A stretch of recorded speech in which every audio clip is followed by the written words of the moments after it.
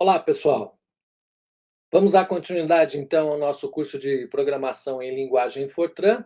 E hoje o assunto dessa aula é name list. O que é um name list, né? O name list é uma lista de variáveis ou de informações utilizadas em um programa, visando evitar que o programa tenha que ser compilado a cada vez que nós desejamos fazer a execução desse programa. Então, por exemplo, em modelos atmosféricos, né, ah, que levam muito tempo para serem compilados, em geral você leva aí, pode chegar 1 hora, 2 horas de compilação, dependendo do modelo, das configurações com que você define o procedimento de compilação. Então, isso não é uma coisa prática no dia a dia e principalmente se você estiver utilizando isso de forma operacional. Então, qual é a ideia?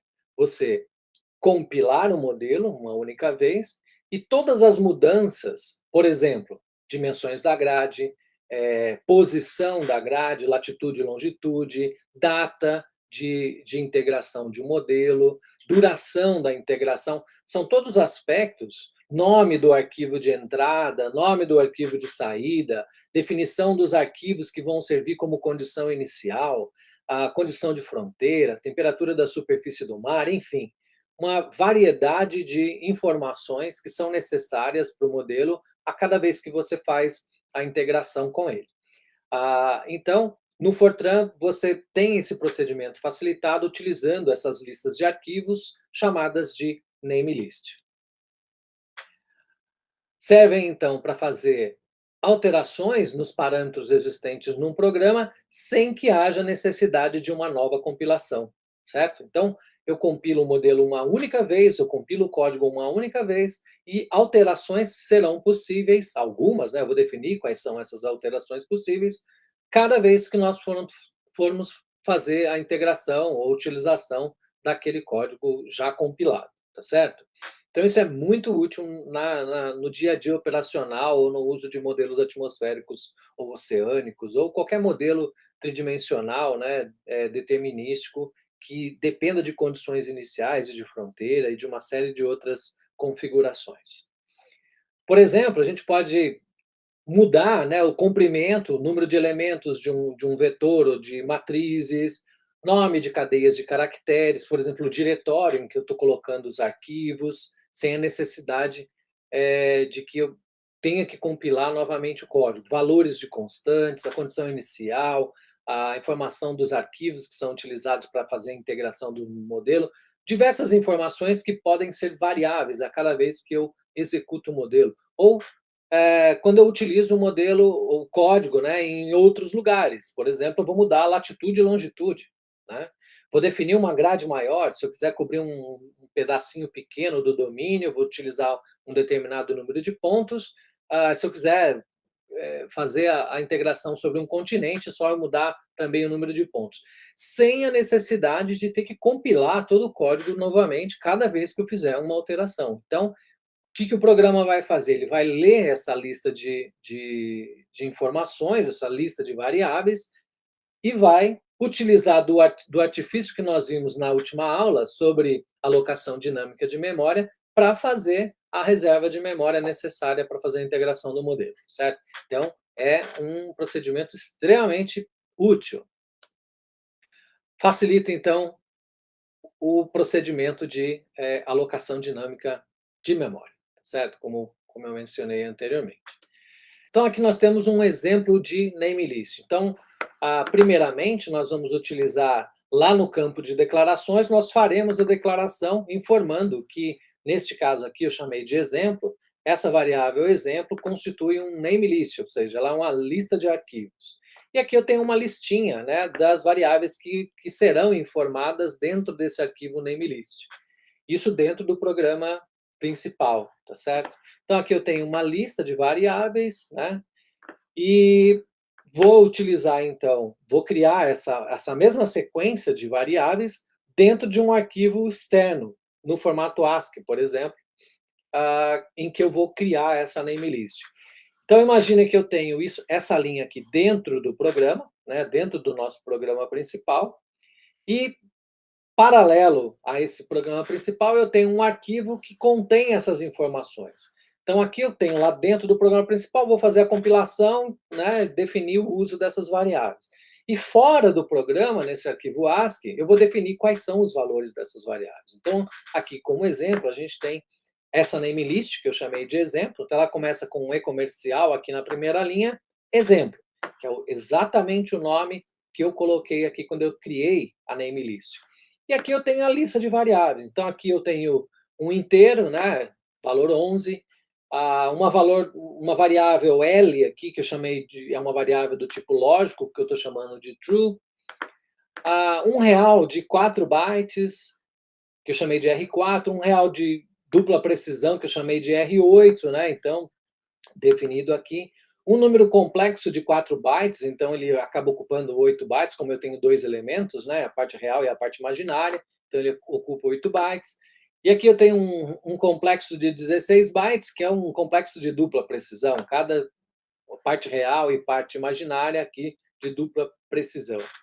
Uma variável do tipo caractere com um dígito, que eu chamei de A, uma variável do tipo caractere com 10 dígitos, que é uma sequência aqui, A, B, C, D, E, F, G até J, uma matriz com 8 elementos, mas que eu estou definindo apenas 3. Veja que isso é possível também. Eu sei que no máximo ela pode ter 8, e aqui eu vou definir aqui quais são os elementos dessa matriz separados por vírgula. Quando eu terminar o último elemento, tá certo? O último elemento da namelist, eu não vou utilizar vírgula, e eu fecho então essa namelist com um e-comercial end, ou com uma barra end, tá? As duas formas de terminar o namelist. Temos um exemplo aqui bem simples, né? Um programa que eu chamei de advlib.f. Então, é um programa simples que eu criei para resolver, por exemplo, a equação da advecção utilizando um determinado método numérico, tá? Então, aqui eu tenho a definição, estou explicando o que significa cada uma das variáveis. Então, eu tenho ΔT, ΔX, a variável u no tempo n mais 1, u no tempo n menos 1, u no tempo n, assim por diante. Então, eu vou fazer o quê? Primeira coisa, eu vou usar a alocação dinâmica de memória, que nós já aprendemos na aula passada. Estou dizendo aqui para o modelo o seguinte: real, x, dois pontos, o itm1, dois pontos, o itl1, dois pontos e o it, dois pontos. Então, significa que eu não estou definindo quais são as dimensões dessas variáveis. Vou usar alocação dinâmica. Então, embaixo, eu informo ao programa, através da declaração allocatable, que essas variáveis serão alocadas posteriormente na memória do computador. Criei aqui uma variável do tipo caractere, um arquivo de saída com 12 dígitos, um comando aqui del1 com 20 dígitos, del2 com 20 dígitos e um arcctl vezes 12 dígitos. Um outro caractere, grd vezes 24, certo? Então, declaração normal de variáveis no Fortran. E agora eu vou fazer a definição, depois da declaração de variáveis, né, antes dos comandos executáveis, eu vou definir o namelist. Qual é o namelist? Estou chamando aqui esse namelist de advec_par. Seriam os parâmetros para resolver a equação da advecção. Então, eu chamei de advec_par. Quais são os parâmetros? N, nx, c, dx, x0, xz, dom e lbc. Tá? Esses são os valores que eu vou encontrar num arquivo que está separado, um arquivo no formato ASCII, indicado por algum nome, contendo, então, essa namelist que eu chamei de advec_par, tá certo? E aí eu vou abrir, então, para ler esses valores, eu vou abrir esse arquivo que contém esse namelist chamado de advec_par. Então, estou abrindo aqui o arquivo 1, o nome do arquivo é advec_in, o status dele é old. E aqui tem uma característica muito peculiar de namelist. Como é que eu faço a leitura do namelist, né? Então, eu vou dar o comando read para ler as informações do namelist. Estou lendo quem? O arquivo 1, que é o advec_in. E o que eu quero ler nesse arquivo? Advec_par. Eu vou ler de uma única vez todo esse namelist. Então, quando eu fizer isso, todas as variáveis que eu defini aqui no comando namelist serão lidas automaticamente. E aqui eu estou usando um flagzinho e o stat, é um valor inteiro que eu estou chamando de IE, que vai indicar se houve algum erro na leitura desse arquivo, tá? Se o valor é zero, né, nada acontece. Então aqui só para saber se ele fez a leitura correta, eu pedi para ele escrever na tela, no formato livre, valor do erro, então a variável IE, que eu espero que seja zero, e também pedi para ele escrever na tela, no formato livre, o valor de uma das variáveis que ele leu dentro do namelist. Eu mandei ele escrever na tela o valor da variável C. Fiz a leitura do arquivo advec_in, eu posso fechar esse arquivo, então estou dando um close no arquivo 1, tá certo? Coloquei aqui um 999 continue, por algum motivo, provavelmente eu devo estar usando isso em algum outro ponto do programa, né? E agora, já que eu li os valores das variáveis, eu posso fazer a alocação dinâmica de memória, tá? Então eu vou alocar todas essas variáveis que não haviam sido alocadas anteriormente, eu vou fazer a alocação aqui. Então eu estou alocando x indo de 0 até nx, foi um dos valores que eu li, ó, o número de pontos, né?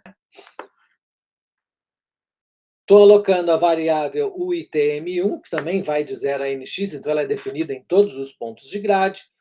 O ILTL1 de 0 a nx também definido em todos os pontos de grade. O IT de 0 a nx também definido em todos os pontos de grade.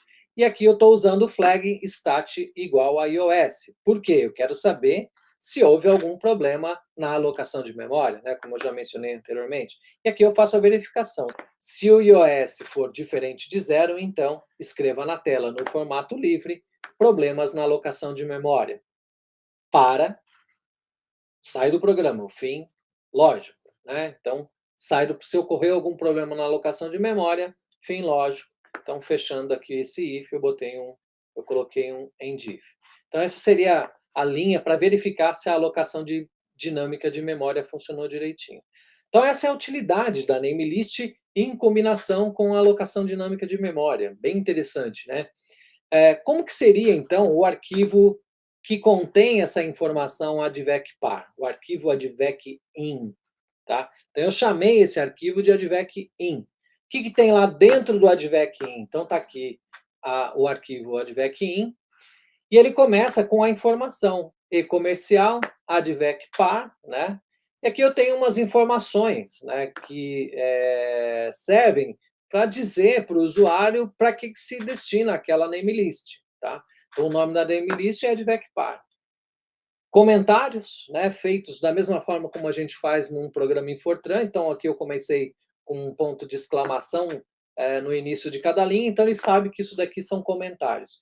E vou obedecer exatamente a sequência que eu defini lá no namelist para fazer a leitura das variáveis. E eu posso colocar comentários explicando o que significa cada uma das variáveis. Então, a primeira variável a ser lida é n, é o número de horas de integração. Depois eu vou ver o nx, que é o número de pontos de grade. C é a velocidade de propagação. A gente está resolvendo a equação da advecção, então tem uma onda se propagando no domínio do modelo.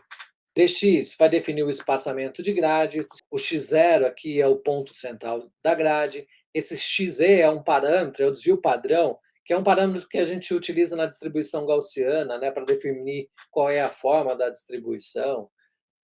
Enfim, o domínio da grade, né, qual é a dimensão dessa grade que a gente está definindo. E aqui eu tenho uma variável chamada de LBC, que eu estou fazendo igual a 2 aqui, que vai definir, no caso da resolução da equação da advecção, qual é o tipo de condição de fronteira na lateral. Aqui, nesse caso, eu tenho 3 opções. Opção rígida, radiativa e cíclica, tá certo? E veja que o último parâmetro é o LBC. Então, todos os outros parâmetros têm uma vírgula, né, após cada um dos valores. Esse último valor não tem vírgula, significa, então, que acabou a leitura das variáveis dessa namelist. Então, para fechar essa namelist, eu estou fechando aqui com um end e posso botar o nome, né, advec_end da advec_par, que seria o final aqui deste namelist, tá certo? Então, esse é um procedimento muito utilizado, né, para modelos atmosféricos, principalmente, modelos oceânicos e outros programas que envolvem sempre que você for utilizar a modificação de algum parâmetro, tá? Então, com isso, a gente elimina a necessidade de compilação se eu quiser mudar cada um desses parâmetros aqui.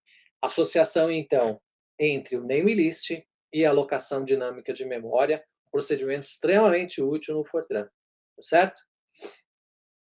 Na nossa próxima aula, nós falaremos, então, sobre subprogramas. Nós veremos subrirotinas, funções, são programas muito úteis e utilizados dentro da formulação da linguagem Fortran, tá certo? Então, obrigado pela sua atenção, até a nossa próxima aula.